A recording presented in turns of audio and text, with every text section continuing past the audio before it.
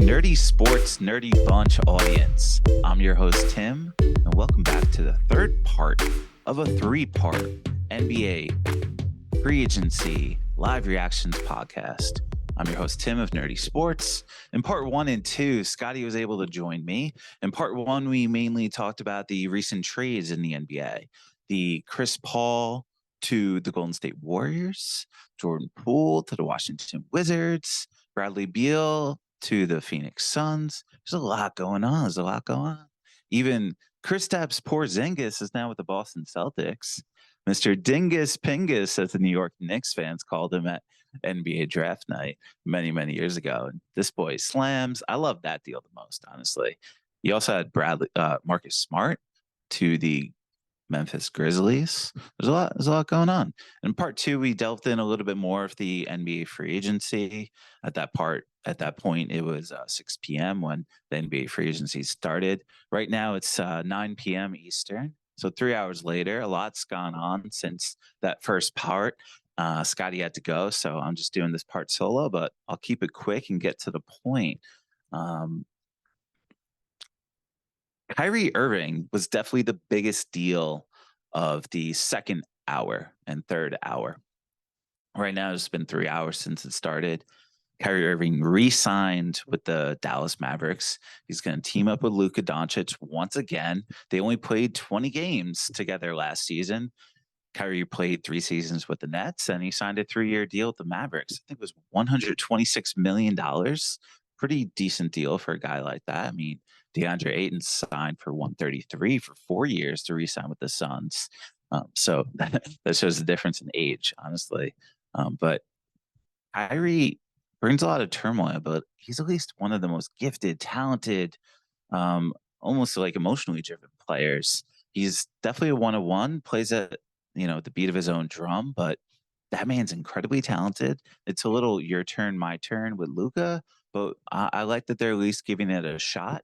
Their depth chart, they're pretty good. I think they still have Christian Wood, or they could get Christian Wood. He still hasn't dropped. Neither has Fred VanVleet or Brook Lopez, the 2 top free agents. They haven't signed anywhere, but we have a lot of other deals. But before we get into the other deals, I do want to talk about the Dallas Mavericks a little bit with Kyrie Irving, of course, and Luka. I mean, that combo possibly could work. There's a lot that could work with it. There are also 2 top 20 players potentially. I mean, Kyrie hasn't worked out with anybody else. The Boston Celtics were incredibly better. They've made 5 conference finals in the last 7 years, and the NBA finals once, just 2 years ago, or just last year, honestly, at this point. Denver Nuggets winning it now. Everybody wants continuity. They're looking for a repeat. Why not try it again? Why not give it your all? I mean, if this Chris Paul to the Steph Curry, Draymond Green, Klay Thompson, Andrew Wiggins, Kevin Looney Warriors says anything, it's like, we're going to put everything on the table. We're going to put everything out there. We have Steph Curry, and we want to build the best organization possible. We want the best shot at winning the title. We want to keep consistency with these 4 guys. And Chris Paul actually opens up some room because they're not going to have to sign Jordan Poole now. And we talked a little bit more about that in the first couple of podcasts, but it's one of the most exciting deals of the offseason. Between Chris Paul and Bradley Beal and Kristaps Porzingus, Chris Paul's definitely the biggest star of them all. He's obviously a 38-year-old veteran, to say the least, but he brings that basketball IQ. I have full faith in these guys. It's filled with some of the smartest, most selfless players. Chris Paul could be selfless as well. That's how the Golden State Warriors have been able to succeed over these years. I like the fit purely from a man's perspective. Like, these are some great men. They just do it right. I mean, Draymond goes loose, but everybody needs a tough guy on the team. I mean, he's proven his value. He signed 4 years, $100 million, and kind of set the bar. He signed really early. He was somebody we talked a lot about in part 2. But this team is built for success this year. They're built to compete with the LA Lakers and the Dallas Mavericks. I mean, you got Chris Paul, Steph Curry, and depth behind that. I mean, I know they're not the best fit, but like having Clay, Wiggins, Draymond Green, Looney as your next four, like top six guys, like if Gary Payton can do something, I know you don't really need a small guy, but he's a muscle off the bench. Jonathan Kuminga is now 7'2". If he can now get some more room, Andrew Wiggins took away his spot when he shined. So Kuminga had a great regular season, grew like 7 inches in the past year. The man's jumping out the building. He's super athletic. I know pretty much everybody in the NBA is athletic, but this guy's on another level. And another level, like a guy like Jason Richardson. So the Miami Heat, my favorite team, re-sign Kevin Love and get Jason Richardson back. Jason Richardson was originally, tossed away to make room for Jimmy Butler. Now they can bring him back. He was a guy originally that was really good at defense, really good at like jumping out the gym, his leaping ability, and 3-point shooting. So that's a perfect combination. It's exactly what the Miami Heat need. And like the LA Lakers had small deals, but a monster deal for a little bit of money, 3 years, $33 million for Gabe Vincent. Gabe Vincent coming away from the Miami Heat, but the Miami Heat maybe freeing up space for Damian Lillard. I mean, right now they got Gabe Vincent, their starting point guard, out the building. Frees up some space, even though they signed Josh Richardson. He's more of like a small forward type of guy, just some guy you could put maybe 6 minutes, or honestly more of a regular season guy. Really, I don't even know how much faith they're going to have in Kevin Love, but they're going to have to save him for the postseason, if anything. Maybe this is like last hurrah. The specific deal hasn't been made yet. Potentially, if I could switch over, I got Sports Center on one tab. I got the NBA free agency updates on another tab. Some depth charts on the other, just to remind myself as we're going through so many names today, so many players. See if anything else dropped recently. Bruce Brown, Jeremy Grant, Chris Middleton. Chris Middleton we didn't discuss. Chris Middleton re-signs with the Bucks for Cam Johnson as well. I remember that. Where's Chrissy? Here we go. 102 million, 3 years. So let me just roll through some big signings from the first, second hour and third hour. We had the Gabe Vincent deal, 3 years, 33 mil, as I mentioned. These are guys signing with new teams. We had Joe Ingles, 2 years, 22 millions. Joe Ingles, Jesus Christ. Come on. I'm better than that. You got Shake Milton, 2 years, 10 million. And Javon Carter, 3 years, 20 million. Drew Eubanks, 2-year deal there. The Suns got Ayton earlier this today, as I mentioned, for 4 years, 133. And then they gave two other guys, Damian Lee, another like they re-signed with the Suns, and Drew Eubanks. Eubanks was the power forward for the Blazers. Starter potential. They need a big guy. They're 2-year deals. Hopefully, going to find somebody that's going to be their sixth man off the bench type of guy, or even maybe he starts with them. Maybe he starts with the big four right there with, as power forward. You got Ayton, KD at small forward. That's optimal for him. And Booker, I think he's going to be more of a point guard role. Honestly, he's going to be the starting point guard for them. He has to be. And then you got Beal, or, shooting guard. Even though the NBA is more of a positionless game and they're going to prove it more than anybody. I mean, but Booker is such a nasty player. You got to have faith with this team, right? I mean, I said it last, in the postseason that just came recently with the series against the Nuggets. I thought they had a solid shot. And they brought the 6 games. I know Scotty mentions all the time that it was a bit of a blowout, but those 2 wins were 2 wins. They were able to get 2 wins off the champions more than anybody else. T-Wolves, they only won 1. Lakers swept. Heat, they only won 1. The Suns are the best. Suns are the best of all the teams. They got a shot. I think they got to be one of the favorites, and they're favorites for the reason. But I like their moves so far. I think they could do more. I mean, it's just random dudes off the bench, but at least potential. You see where they're going. Their Bradley Beal deal was everything. And then the Lakers get Taurean Prince for a year, $4.5 million. Sure, why not? Try to build a little depth there. Austin Reeves is the big target, I guess, him and D'Lo, but I like Austin Reeves a lot more. He actually has a nice podcast called Off Guard, I believe. He's really talented at this. I like a lot of these players that are promoting podcasts. Richard Jefferson has a nice podcast. Paul George has a nice podcast. JJ Redick has a nice podcast. These guys are doing pretty good. Draymond Green does as well, but I don't enjoy his as much personally. I just like more of the I don't know. I learned the most from JJ Redick, I feel. He's got to be my favorite so far.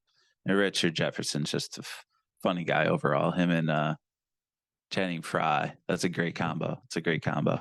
Let's go back to the free agents here. Here's guys that's re-signed with their teams. You had Cam Johnson, a monster deal, 4 years, $108 million.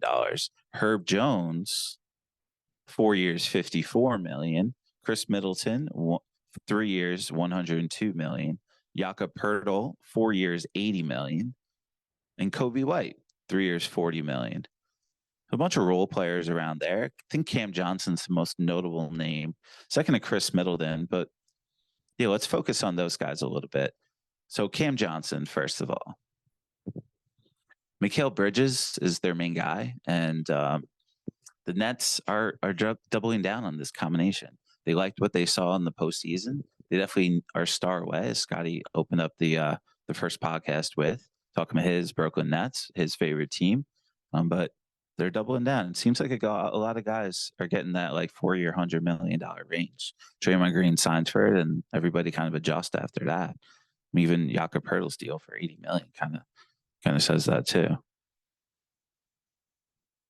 Yeah, 4-year 80. I mean, that difference is a $20 million difference. I mean, Draymond Green's more of a cultural fit.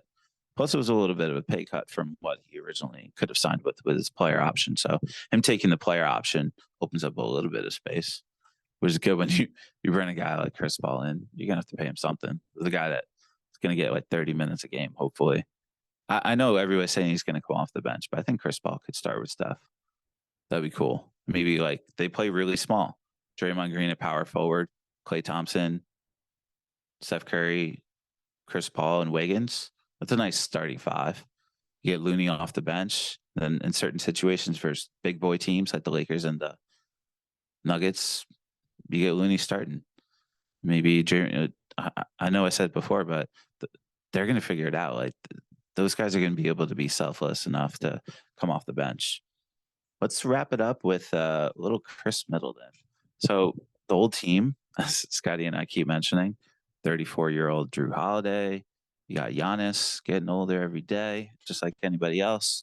But the big thing is like, what's going to happen to Brook Lopez? I know they got Bobby Portis, who could take over that kind of role, but Brook had an all-star season. He had a contract season, as they say. He definitely hits from three really well. He's one of the defensive player of the year candidates. He has like it's what like Triple J wants to be. Like Brook Lopez is one of the most talented guys Brooklyn Nets had previously. When it was his team, and that's why like it's going to be interesting where it goes. If you go to a small market team, I mean like Ime Udoka would love to have him in Houston. I don't know if that's possible, but they got $66 million free to play, for next year. I'm sure they could give some money to him. I know they're rumored to throw the money in the bag at Fred VanVleet. It's also a possibility. I think it's an attractive place. Houston's an attractive city. I kind of mentioned that a little bit in part two.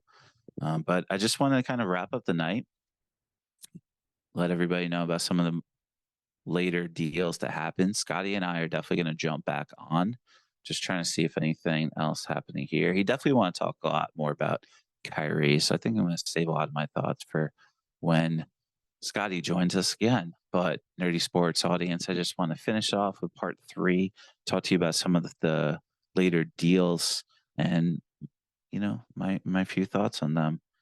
Just more letting people know that Gabe Vincent is my favorite for sure. I got to give Gabe Vincent the bell of the ball for hour two. Signing with the Lakers, he's a backup point guard maybe for them. Team's starting to build. Got LeBron James, Anthony Davis. everybody needs a top 2 right now.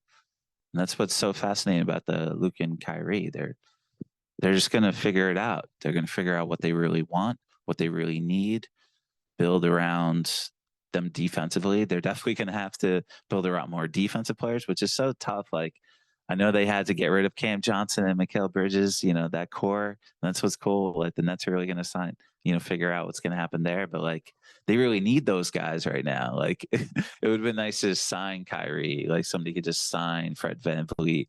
That's why, like, building like the Miami Heat, like a big player like that, like Damian Lillard or Fred VanVleet going there. Like, even like Brook Lopez would be fun. Like any, I want a big boy there. I want a big boy there. All right, let me wrap this up. Well, Nerdy Bunch audience, Nerdie Sports audience, hope you enjoyed part 3. A little synopsis of what happened in the later hours. Hope you like my background behind me. If you are listening on Spotify or Google Podcast or Apple Podcast, I appreciate that. But join us on YouTube. You could check out my new background. I just put it together, and follow us on Instagram at Nerdie Sports. I just released one of my like progress photos as I was putting together the background. But Scotty is going to join us in a few more days after the holiday weekend. Happy 4th of July weekend to everybody. And we'll be right back for a lot more NBA podcasts. I know we're going to talk a lot about the Wimbledon's coming up. We got Wemby versus Brandon Miller happening on July 7th at 9 p.m. Eastern. Summer League's happening. Vegas is happening. There's a lot coming at you. Wimbledon, one of my favorites, right on grass, a little tennis tournament. Let's see if Nick Kyrgios could do something. I'm interested with him the most. He's just such a fun personality. He's such a great guy. All right. We'll be back for more. And as always, keep it nerdy. Peace.